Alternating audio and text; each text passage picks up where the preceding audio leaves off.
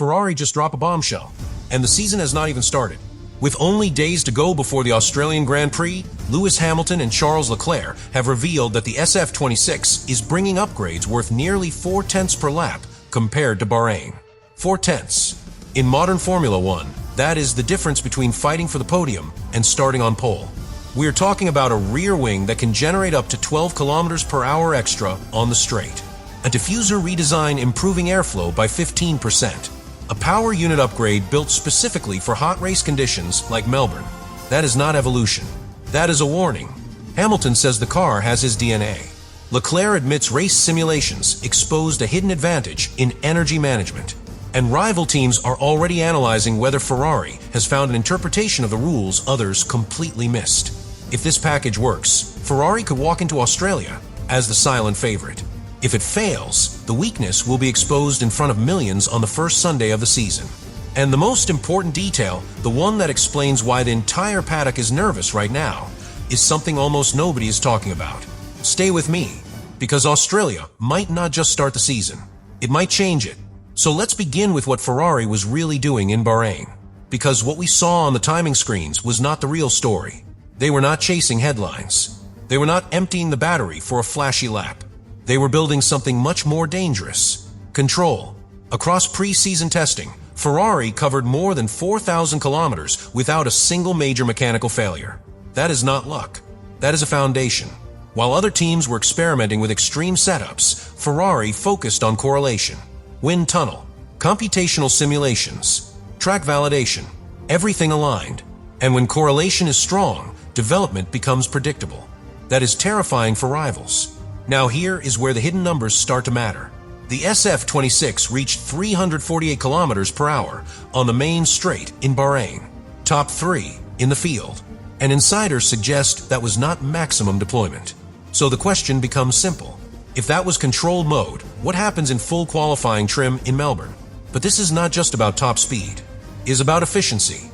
Hamilton completed a long race simulation with remarkably stable degradation. No sudden drop. No battery collapse late in the stint. Just steady, linear performance. That tells us something critical. Ferrari is no longer building a car that spikes early and fades. They are building a car that sustains. And that changes strategy completely. Now listen carefully to what both drivers said. Hamilton described the front end as aggressive, sharp, responsive. He also warned that the performance window narrows in hotter conditions. That is not a complaint. That is a clue. It means the peak is high, but precision is required. Leclerc admitted Hamilton was quicker in race trim because of energy management. That is important, because hybrid control in Melbourne could decide the entire weekend. Albert Park has long acceleration zones, heavy braking, repeated deployment cycles. If your energy system is inefficient, you defend once, maybe twice, then you are exposed. Ferrari appears to have solved that. But here is where tension begins to build. Rear tire degradation and heat remains a concern. If track temperatures rise above 40 degrees, thermal stress increases. And Melbourne can be unpredictable.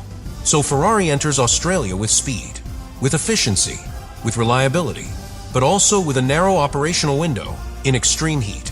Do you see the balance forming? Massive potential, measured risk. And this is only the first layer, because what they are bringing specifically for Australia goes beyond what we saw in Bahrain. And the next piece of this puzzle is the aerodynamic architecture at the rear. That is where the real shock begins. Now we get to the part that has rival engineers watching frame by frame. The rear architecture, because Ferrari did not just tweak the car. They rebalanced how the entire back end works. Start with the expanded diffuser. On paper, it sounds minor. A volume increase near the rear crash structure. A subtle reshaping around the exhaust channel. But aerodynamics is never about what you see. It is about how air behaves when nobody is looking. By stretching the permitted volume in that rear section, Ferrari improved airflow through the diffuser ramp by roughly 15%. That is massive in aerodynamic terms. In medium speed corners, that gain can translate to around 1/10.5 per lap. In Melbourne, that directly impacts the flowing sections where rhythm matters most. And rhythm creates lap time consistency. But this is where it becomes more interesting. The diffuser is not working alone. It is interacting with the exhaust gases from the power unit. Hot air is being guided intentionally, accelerated, directed toward the rear wing.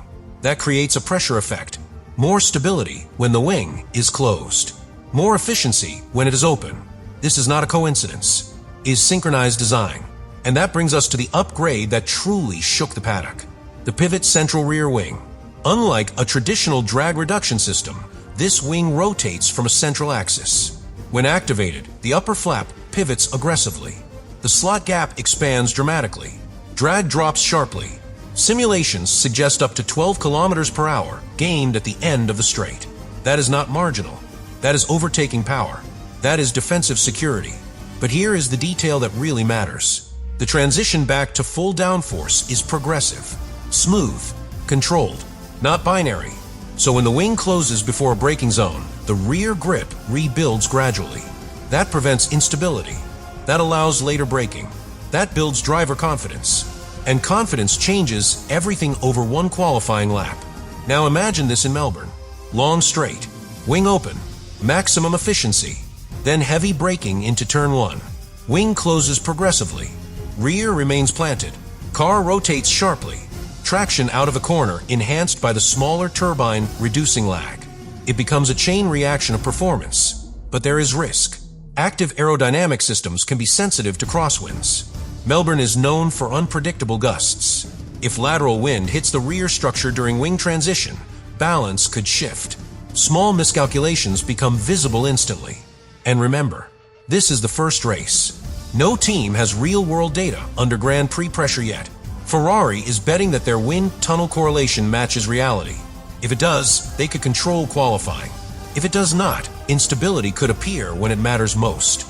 But here is what truly makes this dangerous for rivals. This design is not easy to copy. A central pivot structure requires internal reinforcement, different load distribution, different mounting philosophy. You cannot replicate that in a week. Ferrari may have a temporary exclusivity window, and early season momentum is powerful. Now connect this to the bigger picture. Diffuser efficiency, rear wing rotation, hybrid mapping tuned for heat, smaller turbine eliminating lag in lower gears. All of it works together. Is not one innovation, is an ecosystem. If one part functions perfectly, the others amplify it. If one part fails, the entire balance shifts. And this is why Hamilton and Leclerc's comments felt so measured. They know the potential is enormous, but they also know the margin for error is thin. Australia is days away.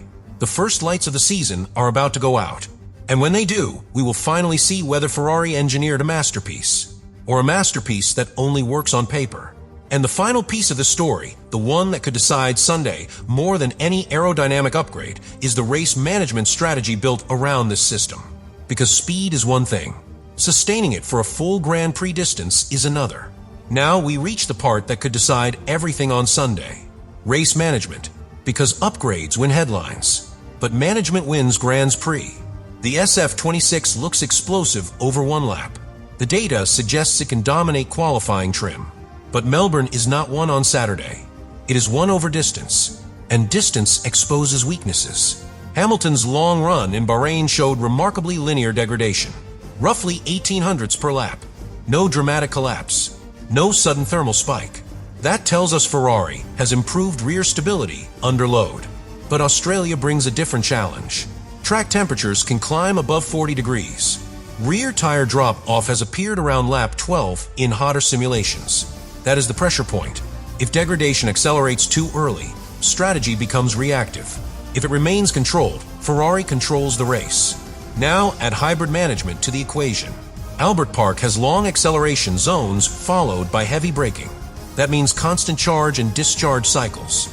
If the battery drains too aggressively early in a stint, defending becomes impossible. If deployment is too conservative, you lose track position. Hamilton thrives in this environment. He understands energy pacing. He knows when to deploy, when to harvest, when to defend. Leclerc is sharper in pure qualifying scenarios. Explosive, fearless. But Sunday discipline will matter more than Saturday brilliance. And this is where internal balance becomes fascinating. If one driver manages energy better over a stint, strategy priority becomes complicated. Especially in the first race of the season.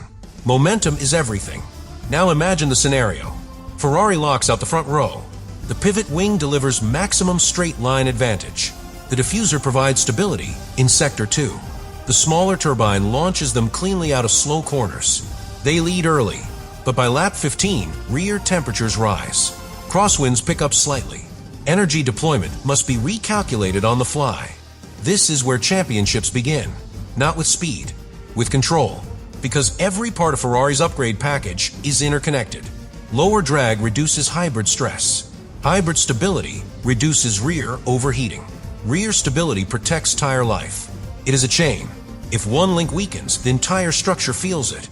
And this is why Australia is not just the first Grand Prix. It is the reveal. Fred Vasseur said it would be revealing. Not decisive. Revealing. That word carries weight. It means something has been built quietly. Something tested carefully. Something not fully shown yet. Only days remain before lights out in Melbourne. The paddock senses Ferrari has found efficiency within the regulations others overlooked. Not a loophole, an interpretation. If this synchronized system works under real race pressure, Ferrari will not just be competitive. They will be the benchmark. If it struggles under heat and wind, rivals will know exactly where to attack. And that is why Hamilton and Leclerc's bombshell matters so much. Because for the first time in years, Ferrari is not arriving loud. They are arriving prepared. And in Formula One, that can be far more dangerous.